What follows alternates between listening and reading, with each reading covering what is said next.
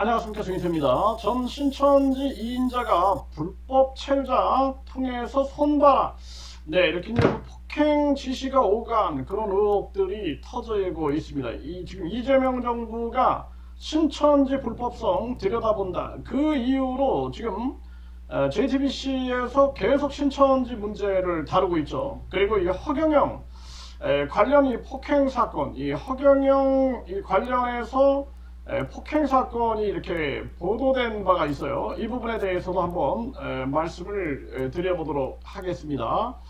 일단은 이 신천지, 이만희 신천지 이 집단에서 일어난 일부터 좀 말씀드리면은, 불법 체류자 시켜서 손봐라, 이 신천지 2인자 신도 폭행을 지시했다라는 그러한 의혹이 있습니다. 그래서 이 JTBC에서 계속 지금 이재명 정부에서 신천지 손본다, 그 기사 나오고 나서 지금 신천지를 계속 때리고 있어요. 그래서 신천지 내부에서 현행법을 초월하는 비상식적인 일이 잦았다, 이렇게 얘기를 하고 있고요.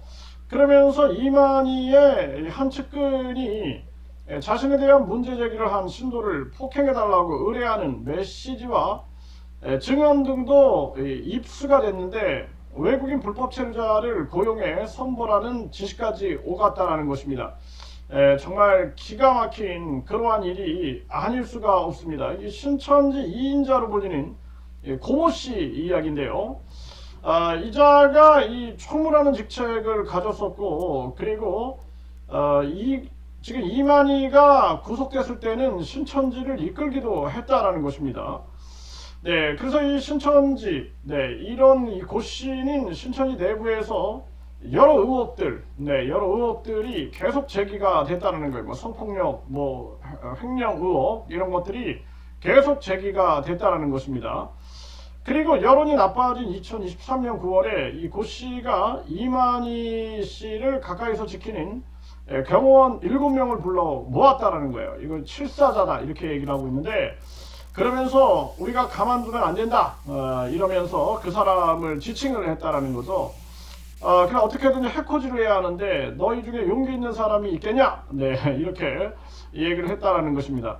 그러면서 그때 이 전 경호원은 외국인들을 고용해 가지고 일을 진행해 줄 수 있겠냐, 미행을 해서 위해를 가하는 거다, 그리고 이 불법 체류자들도 많으니까, 이런 얘기를 했다라는 것입니다. 외국인 불법 체류자를 고용해서 폭행해달라, 이거는 명백한 범죄죠. 정말 기가 막힌 일이 아닐 수가 없고, 폭력배 고용 비용을 물어보고 조용히 알아봐달라는 당부도 했다라는 것입니다.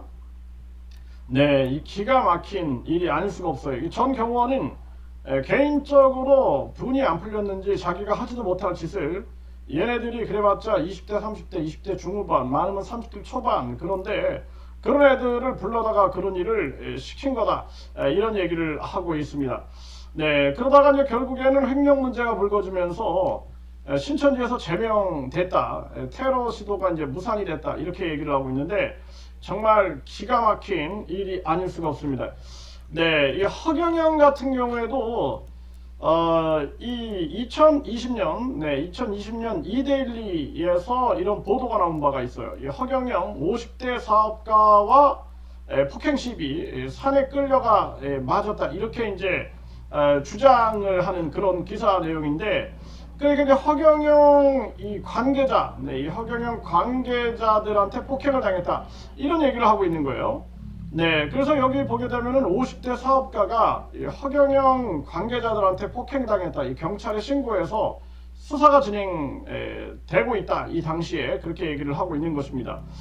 그런데 이 사업가가 이 허경영 관계자들한테 폭행당했다, 경찰에 신고를 했다라는 거예요. 그리고 이제 경찰이 현장에 찾아왔을 때는 몸싸움이 종료된 상태였다, 이렇게 얘기를 하고 있습니다. 그리고 이 장소는 한울궁으로 알려진 허경영 사저 인근이었다라는 거예요. 그래서 이 사업가는 허경영과 이 허경영 관계자 등 3명이 자신을 야산으로 끌고 가서 폭행당했다라고 주장을 했다라는 것입니다. 그러니까 허경영과 이 관계자 등 3명이 자신을 야산으로 끌고 가서 폭행했다라고 주장을 했고, 허경영은 오히려 자신이 폭행을 당해서 정당방위를 행사하는 것이다, 뭐 이런 입장이었다라는 거예요. 경찰인 양측 주장을 토대로 쌍방폭행으로 사건을 접수한 뒤 조만간 이들을 불러 사건 경위를 조사할 예정이다. 그 당시에 이렇게 이제 얘기를 했던 것입니다.